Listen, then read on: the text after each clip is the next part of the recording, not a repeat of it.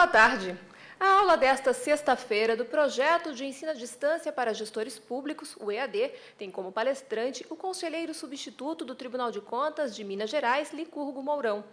E nessa edição do projeto, o tema abordado é prevenção e controle da corrupção.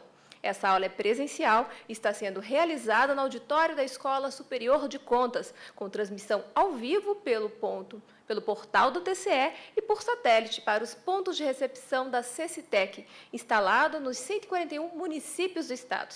Com vocês, o nosso palestrante. Muito boa tarde a todos.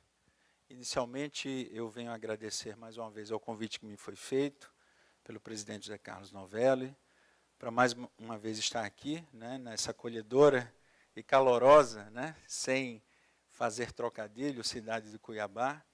É sempre um prazer estarmos tendo a oportunidade de, mais uma vez, tratarmos de um tema tão caro a todos aqueles que tratam do assunto controle da administração pública. O tema que nos foi submetido é exatamente o tema do controle e da prevenção da corrupção. Como todos nós sabemos, esse é um tema mais do que atual, em razão das recentes alterações legislativas e posições dos órgãos máximos das instâncias judiciais do país, no sentido de promover uma densificação do princípio da moralidade pública. Não sem razão, recentemente nós temos a edição da súmula vinculante número 13, exatamente aquela que trata da vedação ao nepotismo. Recentemente, a aprovação da lei de acesso à informação e outras posições que vêm sendo tomadas no sentido de nós propiciarmos uma administração pública mais transparente e, por via de consequência, em que os casos de corrupção venham a ser cada vez mais tornando-se minoria e não regra, como infelizmente a nossa recente história nos traz à memória. Bem, quando nós tratamos do tema controle e prevenção da corrupção, sempre nos vem à mente o porquê de nós termos a necessidade de termos tantas estruturas de controle no sentido de promover um controle da administração pública. Será que nós, enquanto seres humanos, teríamos uma propensão natural a transgredir? Será que isso, sendo verdade, é o que justifica a existência de tantos e tantos órgãos, estruturas, pessoas acometidas da função de controlar? Controle interno, controle externo, poder legislativo, tribunais de contas. O ser humano seria compelido naturalmente a transgredir? Essa pergunta foi feita pelo Banco Mundial e nós chegamos a algumas conclusões. E essas conclusões partiram de uma experiência absolutamente simples. Foi colocada uma pesquisa com a seguinte situação hipotética. Imagine que você, ao tratar dos seus negócios, sejam públicos ou sejam privados, você obviamente tem que estar impelido a seguir regras, porque essas regras são aquelas que permitem uma convivência social pacífica. Não sem razão, nós tivemos, ainda no ano de 2003, a indicação pela Assembleia Geral da ONU da Convenção das Nações Unidas contra a Corrupção. Nesse sentido, conforme nós podemos ver nesse nosso slide, todos os entes, todos os estados soberanos que se preocupam em promover medidas de controle à corrupção firmaram esse entendimento e se comprometeram a assim proceder. Mas avançando sobre essa necessidade de controle, imagine uma situação hipotética colocada pelo Banco Mundial, em que você sai do seu ambiente de trabalho e, ao chegar próximo do seu veículo, você encontra um envelope. Esse envelope você não sabe o conteúdo. Ao abrir, você se depara com a quantia de $2.000. A pergunta que foi feita, tanto no seio da sociedade como entre pessoas acometidas da função pública de controlar, foi: o que é que você faz com esse envelope de dinheiro? Por favor, não precisam responder de viva voz, tá? Aguardem as respostas para vocês mesmos. Ora, essa pergunta, ela levou o Banco Mundial a seguir uma linha de entendimento no sentido de prescrutar. Será que diante da possibilidade de sermos descobertos, o nosso comportamento muda? Ou traduzindo, em outras palavras, será que o nosso comportamento ele é ditado pela existência ou não de mecanismos de controle? Então vamos lá, vamos aos resultados. Ora, se não houver qualquer possibilidade da descoberta deste fato por terceiros, o comportamento verificado é esse que vocês aqui acompanham. 33% notificam esse achado, vão procurar uma pessoa responsável por aquele estacionamento e dizer: olha, acabo de encontrar um envelope contendo $2.000, eu gostaria de fazer a devolução. 17% partem da máxima gersoniana, né? O importante é levar vantagem em tudo, ou quase tudo, e ficam com o dinheiro sem pensar muito. E já 50% deles vão levar esse valor para as suas casas e vão, durante aquela noite longa, né, fazer um embate, né, entre a razão e moral, entre a moral e razão, para chegarem a alguma conclusão do que irão fazer com esse valor. Observem que nós estamos diante de uma situação hipotética que revela, de certa forma, o comportamento natural do ser humano diante de uma situação em que ele não vai ser descoberto. A pergunta seguinte feita pelo Banco Mundial foi: e se nós tivermos uma pequena chance, uma pequena probabilidade, algo em torno de 30% desse fato ser descoberto? Uma câmera de vigilância não tão boa em termos de resolução, um vigilante meio sonolento, que eventualmente passa ali naquele estacionamento, será que isso influencia meu comportamento? Vamos ver.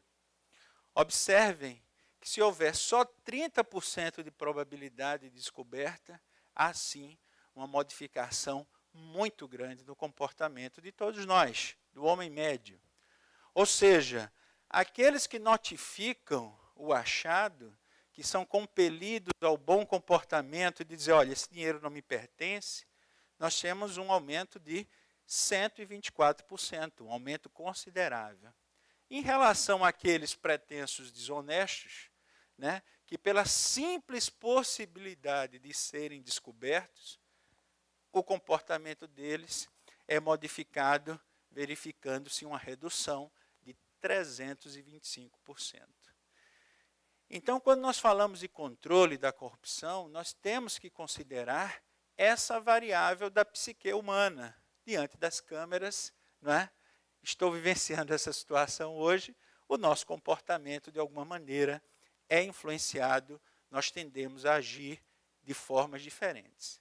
Então, mesmo que as estruturas de controle hoje presentes no nosso país, elas não sejam 100% eficientes, eficazes, tal qual nós desejaríamos, o fato concreto é que a sua inexistência significaria, sem sombra de dúvidas, um estado de coisas talvez pior do que aquele que nós estamos cotidianamente, odiernamente, acostumados a verificar. Bem, seguindo um pouco mais, nós observamos, também com base em pesquisas do Banco Mundial, que um controle da corrupção eficaz, quanto mais os mecanismos eles são eficientes, isso tem um impacto direto na qualidade de vida das populações. Por quê? Porque, no caso, quando nós correlacionamos a mortalidade infantil e o controle da corrupção, nós verificamos que naqueles países em que esse controle ele é otimizado, os índices de mortalidade infantil caem drasticamente. Isso acontece por uma razão muito simples. Os medicamentos que são comprados são os medicamentos eficazes. O remédio, de fato, chega, né, para aquele usuário, chega na época certa, sem estar vencido. Por quê? Porque tudo contribui, tudo concorre para que haja uma qualidade na aplicação dos recursos públicos, que seria talvez a terceira onda do controle, né?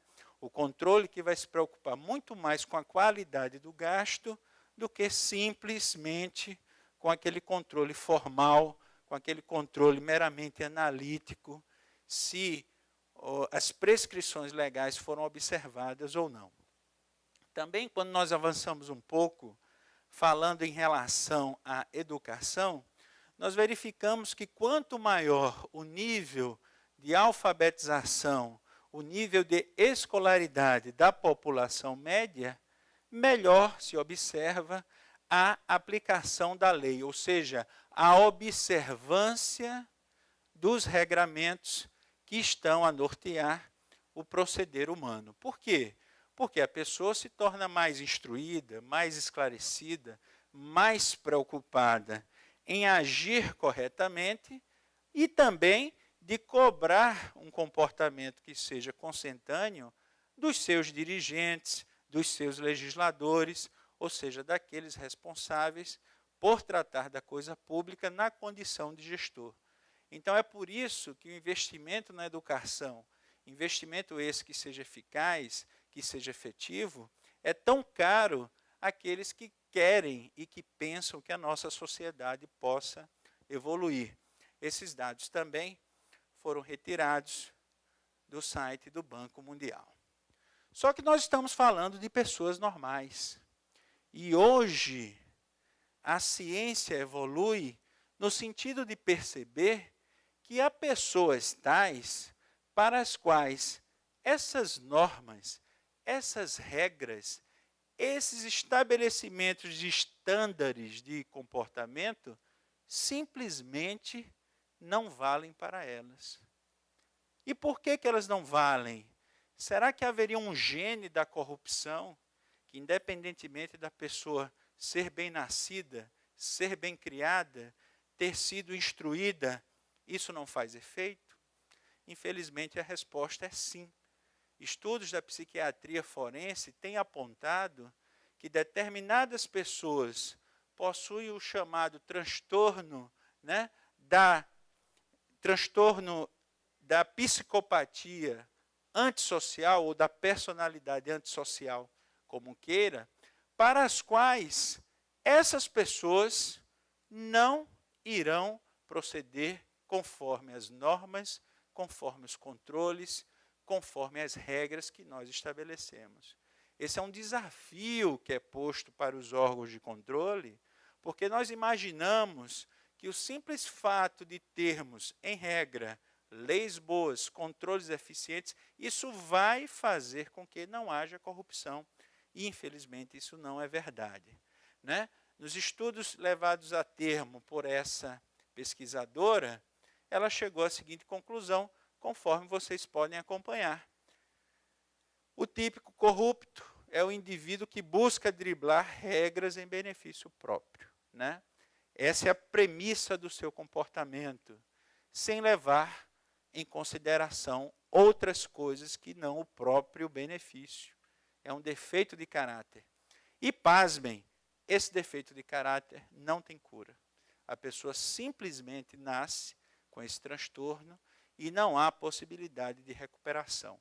O desafio que é colocado para os órgãos de controle é exatamente fazer com que essas pessoas jamais possam ocupar determinados cargos nevrálgicos na administração, sob pena desse traço da sua personalidade em algum momento vir a se revelar.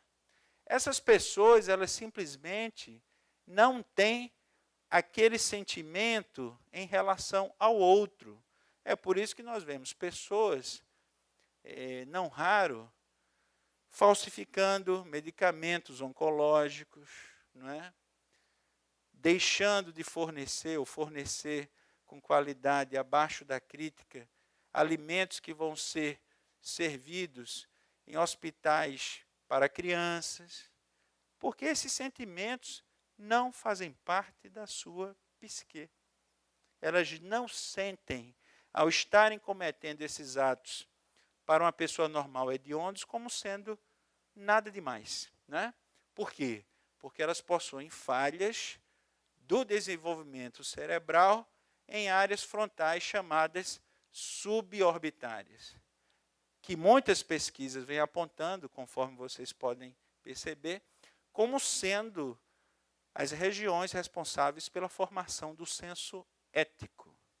Essa é uma variável fundamental. Como vocês sabem, não raro, quando nós realizamos concursos públicos, alguns desses concursos estabelecem testes de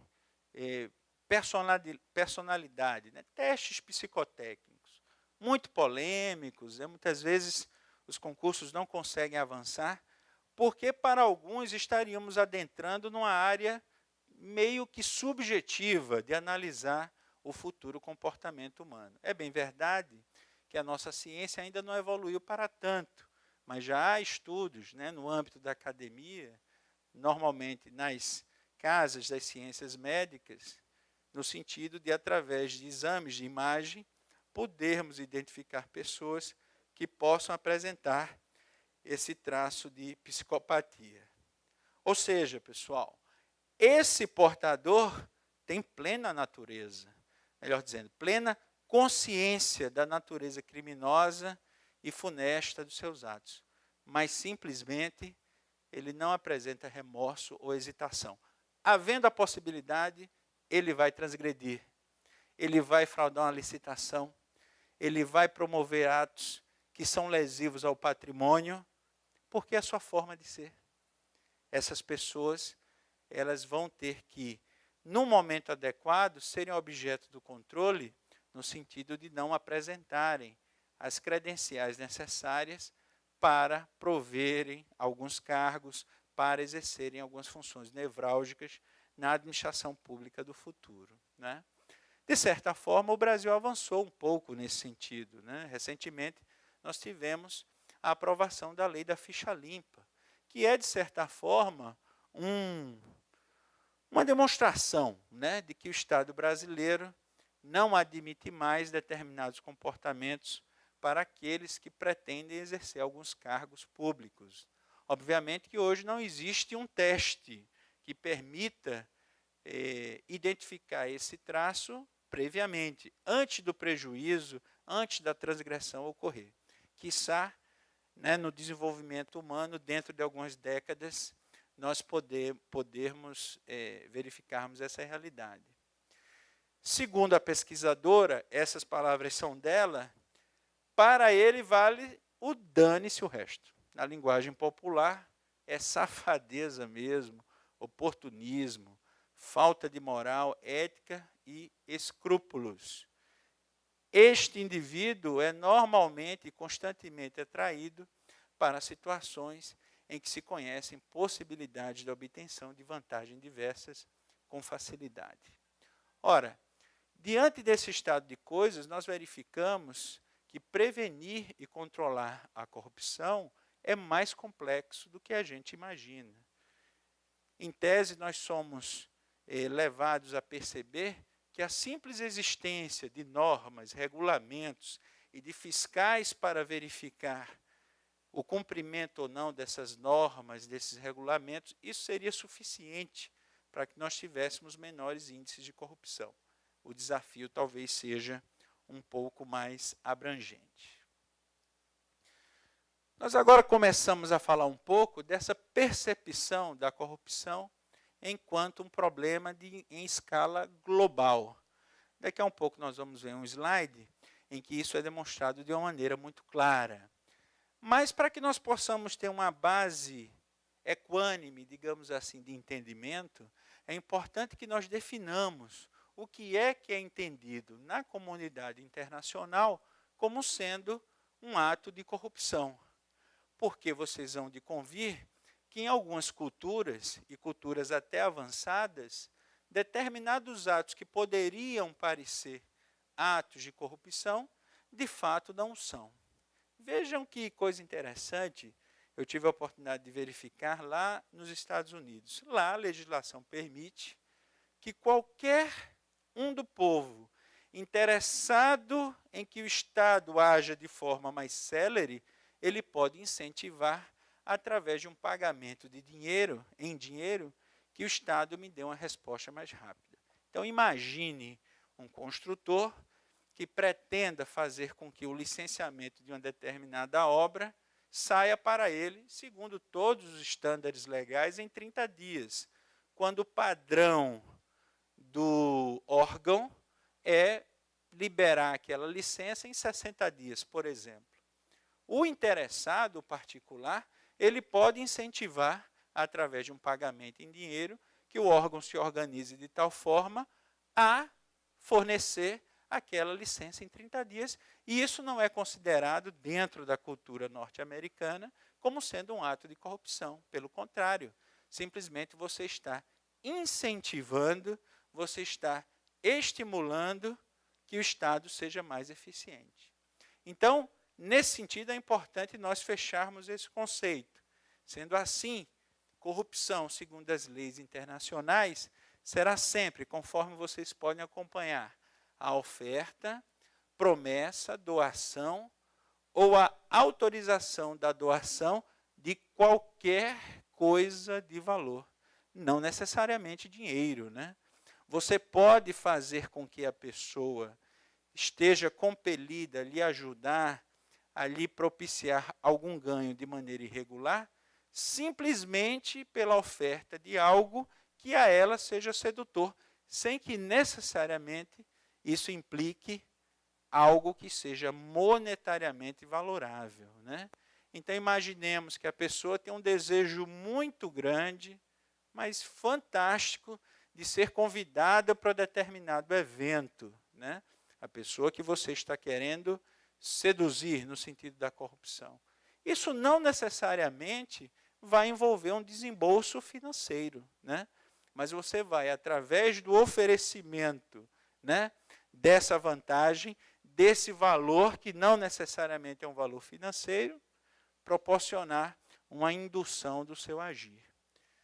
Para um funcionário público, de forma direta ou indireta, você pode seduzi-lo oferecendo essa vantagem a um parente, a um amigo, a alguma pessoa a ele ligada, para um propósito impróprio ou corruptível e para obter ou manter negócios ou outras vantagens indevidas. Também um exemplo muito interessante que há nos Estados Unidos, um exemplo de controle e que lá funciona muito bem, diz respeito, por exemplo, ao controle social remunerado, né? Que no Brasil tem um sentido absolutamente estranho a nós, né? Lá nos Estados Unidos, se você quiser proporcionar um controle efetivo de uma licitação, a legislação americana permite que qualquer um do povo, e isso gerou, com o desenvolvimento, né, dos anos e das práticas, uma verdadeira indústria, que qualquer um do povo possa denunciar, um termo lá que eles usam é um termo apitador, e esse apitador, fazendo uma denúncia que depois se revele correta, própria, e que gerou economia para os cofres públicos, este denunciante, este apitador, será remunerado em 20% do valor economizado. Então, imaginem, se nós tivéssemos essa realidade aqui no Brasil, talvez o controle fosse, né, um pouco mais efetivo, né, sob uma lógica da remuneração. Porque vocês vão de convir que você realizar o controle social de uma forma voluntária, no Brasil ainda não é uma prática, é uma cultura participativa que nós ainda não temos, infelizmente. Mas lá é considerado algo absolutamente usual, normal. Quando nós falamos de corrupção, é importante saber também, avançando no nosso tema, por que esse assunto é importante, é relevante, por que os governos se importam com a corrupção. Uma questão fundamental nessa discussão é a questão da credibilidade. Muitas vezes, os recursos que são invertidos por parte do Estado são invertidos numa aura de tanta desconfiança, né, de tanta falta de confiança do que vai ser feito, que isso gera um descrédito para o governo. Então, para aumentar a confiança no governo e em seus gastos, é necessário que o Estado, que está promovendo esses atos, também propicie uma melhoria no controle da sua corrupção. Também para saber a destinação do dinheiro arrecadado. E aí entra a lógica dos portais da transparência, da lei de acesso à informação, que nós vamos brevemente discorrer. Também para que haja transparência quanto às contratações e parcerias.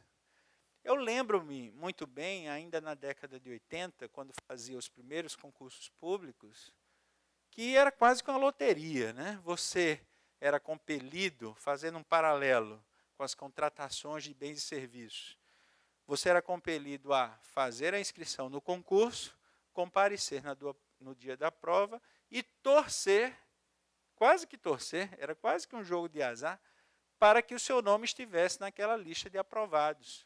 Porque se não tivesse, você não tinha acesso a gabarito. A gente falando isso hoje parece um absurdo total, mas essa era a regra na década de 80. Você não tinha acesso a gabarito.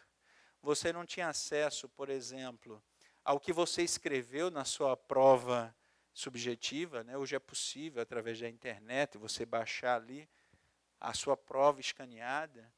Então, quando eu lanço no dia a dia, na prática da administração pública, a transparência, significa dizer que eu vou mais e mais deixar ao conhecimento público o que é que está sendo feito em termos de contratações, seja de pessoal, seja de obras e serviços.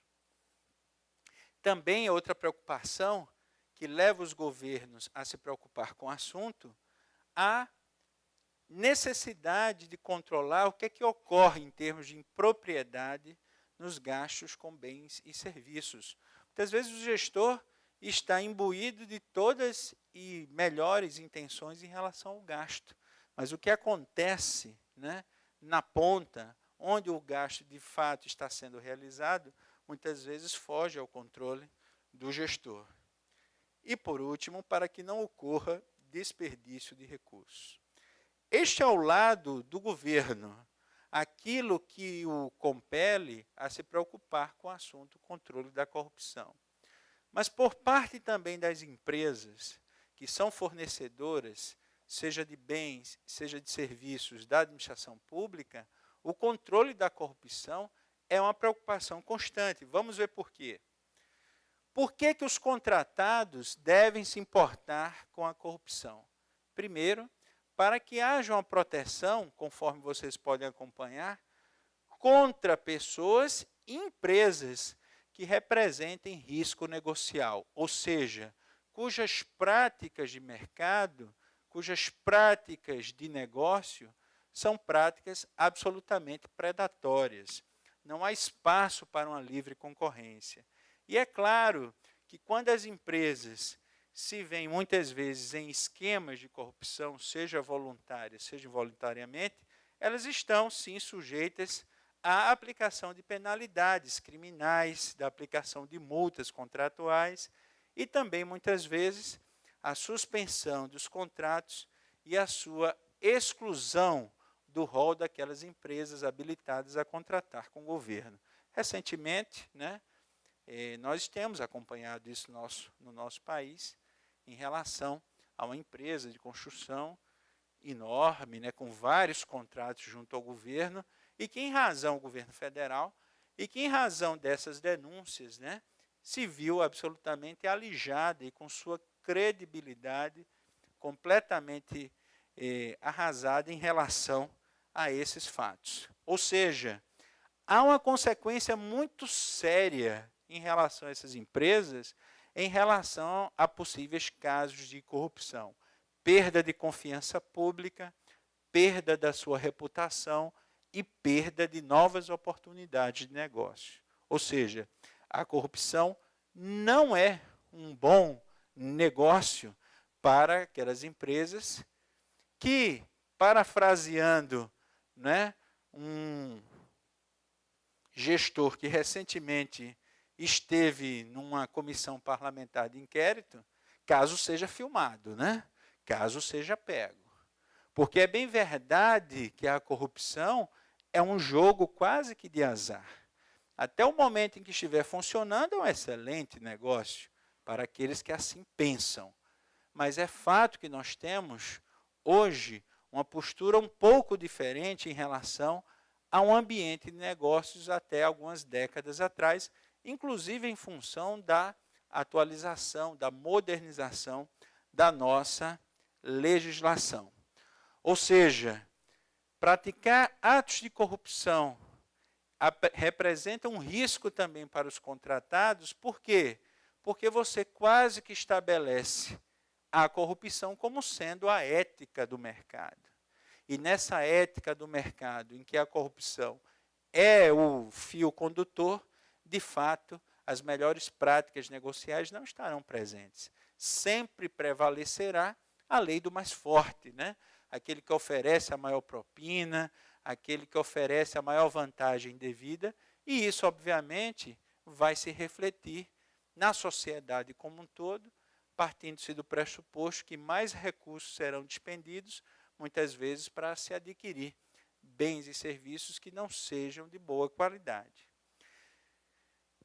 Também se estabelece uma ideia de enriquecimento ilícito por lavagem de dinheiro. E não tenham dúvida que cada vez mais e mais, né, a administração pública vem se cercando de tecnologias, inclusive de informação, de inteligência de informação, no sentido de fechar esses canais através dos quais a obtenção de ganhos ilícitos é transformada, na expressão usual, lavada, para se dar um ar de correção.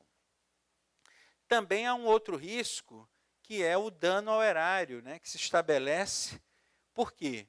Porque, de acordo com o entendimento ainda patente no nosso Supremo Tribunal Federal, os danos ao erário, por força do artigo 37, parágrafo 5º da Constituição, são imprescritíveis. Então, a qualquer tempo, mesmo passadas décadas, embora haja uma forte discussão na doutrina, mas no âmbito, né, das decisões jurisprudenciais das nossas cortes superiores, o dano ao erário ele é imprescritível. Então, imagine você ser compelido, depois de décadas, a fazer frente a uma reposição de um dano causado ao erário. Esse é um risco também muito forte para as empresas, porque a depender do montante envolvido, isso vai significar quase que uma absoluta falência. E também a perda de tempo e de dinheiro. Como vocês sabem, participar de licitações é algo complexo. Se você, de boa fé, entra num processo concorrencial de disputa, já sabendo que ali tem uma certa arrumação, né, de resultados, de negócios, por óbvio, isso vai representar uma perda de tempo e de dinheiro, porque as pessoas vão ser compelidas a participar de processos que não são sérios. Então, tudo isso leva também os contratados a se importarem em prevenir a ocorrência de casos de corrupção. Esse nosso próximo slide mostra um panorama, né, de como é o índice de percepção da corrupção em âmbito mundial. Como vocês podem perceber, né, quanto mais claras as cores, melhor, né, os índices de percepção da corrupção. Então, vocês verificam, de uma forma muito clara, que os países mais desenvolvidos do mundo, né, aqui a América do Norte, a parte ocidental da Europa, os países escandinavos, a Austrália, e até mesmo o Chile, aqui na América do Sul, possuem, sim, índices de corrupção absolutamente controlados, significando dizer, de todas as formas, que quanto mais eu controlo a corrupção, melhor o desenvolvimento social e econômico dos países. Porque eu estabeleço um ambiente em que todos ganham. Basta que, para isso, as regras sejam estabelecidas de forma clara e os ganhos obtidos com as práticas usuais, esses ganhos sejam partilhados para toda a sociedade. Vamos ver como é que está o Brasil nessa situação.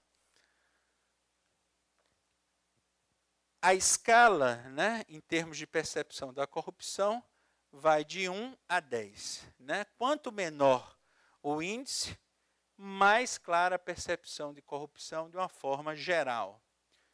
No caso do Brasil, com base no levantamento feito em 2007, ele ocupava entre 183 países a 72ª pontuação, colocação, melhor dizendo, com a pontuação de 4 em seu índice. Recentemente, em 2011, o Brasil aparece numa posição um pouco pior, 73ª colocação, com um ranking de 3,8. Ou seja, em 4 anos, segundo os dados da Transparência Internacional, a percepção de corrupção no nosso país aumentou. Pouco, mas aumentou. Quando nós falamos em corrupção, nós precisamos também nos preocuparmos com a quantificação. O que é que eu perco, ou quanto que eu perco, ao estabelecer um ambiente de negócios públicos e privados em que a corrupção é a regra? Ora, partindo desse pressuposto, nós vamos verificar que isso não é facilmente quantificável. Isso porque os custos da corrupção envolvem, sem dúvida nenhuma, fatos que são escondidos, né? Ninguém dá recibo de propina, né? Recebi na data de hoje o valor de tanto, né? Referente à participação de 10%. Né? Ora, em sendo assim, a apuração desses valores, a apuração desses dados, pressupõe fatos escondidos, o que, de certa forma, dificulta quantificar esses custos. Também as dificuldades de mensuração. Quais são os elementos técnicos, quais são as variáveis que eu vou considerar na hora de apurar o quanto que o país, o quanto que o Estado, o quanto que o município esteja perdendo com custos com a corrupção. E, por fim, algumas interveniências de ordem política, econômica e ambiental. Tudo isso envolvido dificulta o cálculo dos custos no sentido de se apurar a corrupção, ou melhor dizendo, o seu custo. Ora, quando nós falamos em custos da corrupção, nós podemos segmentá-los. O primeiro deles seria os custos políticos. Será que a corrupção ela tem reflexo em termos de práticas políticas no Estado?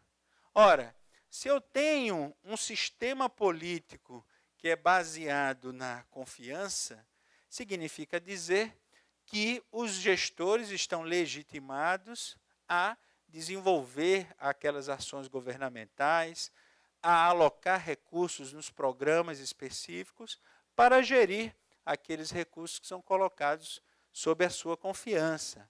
Esse ambiente de confiança no sistema político, ele é fortemente abalado por casos de corrupção. Por quê? Porque quando não há confiança no sistema político, a tendência é que haja uma restrição do diálogo, né? Ou seja, os agentes sociais, os cidadãos, não são levados a discutir o que é feito na administração e qual será a destinação dos recursos públicos, gerando, sem dúvida nenhuma, uma apatia dos cidadãos. Também há uma limitação de discussões, limitação de debates por interesses políticos, muitas vezes escusos, que também vão abalar a confiança no sistema.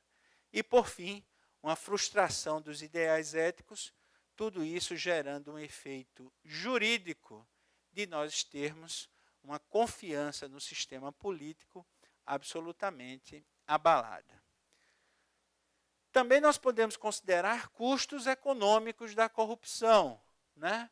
É claro que quando nós falamos em custos, nós temos a necessidade de saber até que ponto essa prática nos é danosa. Em termos políticos, acabamos de ver. Em termos econômicos, a literatura traz a informação segundo a qual a alta corrupção, ela pressupõe, é quase que umbilicalmente ligada a um ambiente de negócios em que a burocratização, em que a sobreposição de regras, de dificuldades negociais são colocadas, muitas vezes para criar a dificuldade, para que se venda a facilidade.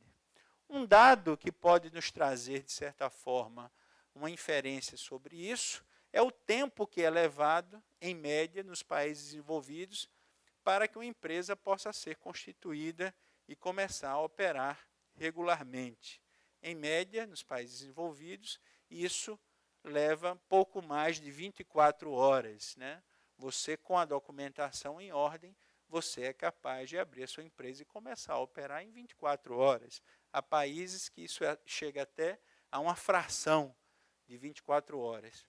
No Brasil, não tenho dados recentes, mas não é tão fácil. Né?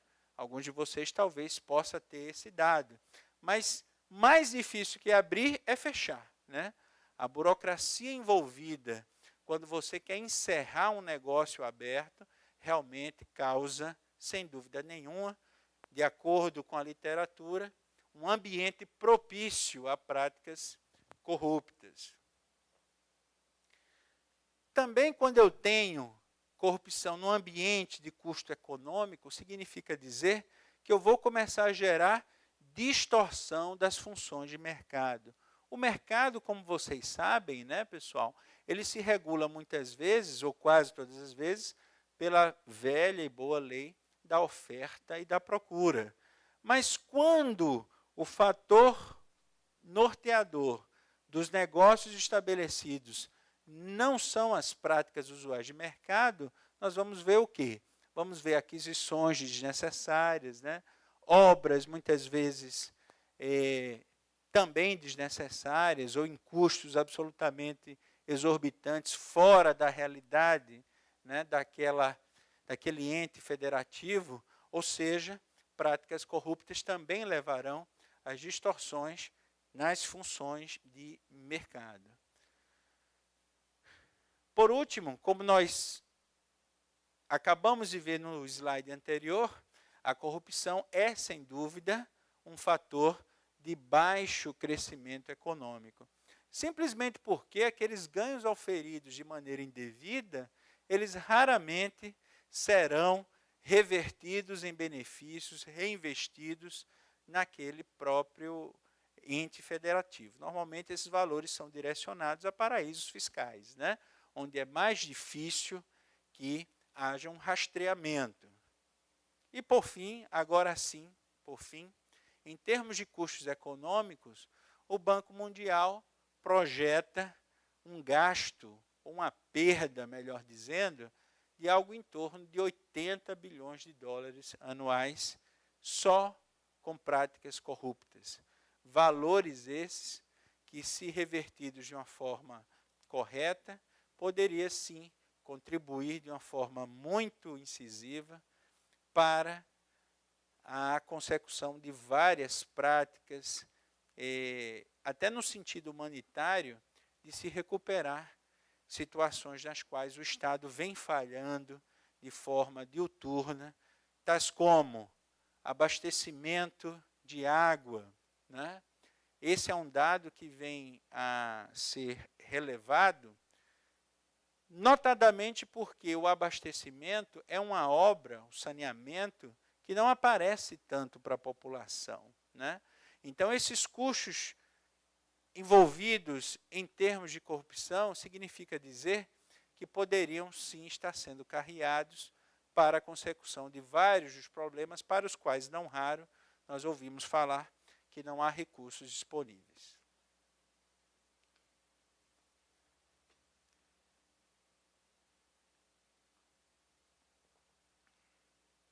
Vamos falar agora um pouco sobre os custos ambientais da corrupção. Geralmente esses custos são de difícil mensuração. Mas quando o fio condutor das práticas é exatamente o estabelecimento de práticas corruptas, nós vamos ver que o meio ambiente também sofre. Como? Através da expansão da poluição. Por quê? Porque muitas vezes aquela obra necessária, com qualidade devida, né, com as especificações técnicas próprias, ela não acontece. Né? Não raro, os órgãos de fiscalização encontram redes de esgotamento sanitário cujo material utilizado foi um material que não é tecnicamente adequado. Isso gera, por exemplo, a contaminação dos lençóis freáticos ou acidentes ambientais de todas as magnitudes, também o desperdício de fontes naturais e também, muitas vezes, a autorização, a contratação e pagamento de projetos que são danosos ao meio ambiente, simplesmente porque o que norteou a autorização para aquele gasto não foi o benefício a ser eventualmente revertido para a população, e sim o valor da propina eventualmente ali envolvida. Vamos avançar um pouco mais, falando então e resumindo, enfim, o que é corromper. Bem, esse dado ou essa noção é fundamental para que a gente possa avançar no tema. Ou seja, corromper é dar ou prometer algo de valor para obter uma vantagem inadequada. Como eu disse para vocês, esse conceito é de certa forma fluido, a depender da legislação específica do país a que nós estejamos nos referindo, vocês vão ver que algumas práticas, tais quais esses dois exemplos que eu me referi há pouco, são consideradas práticas usuais, razoáveis, né?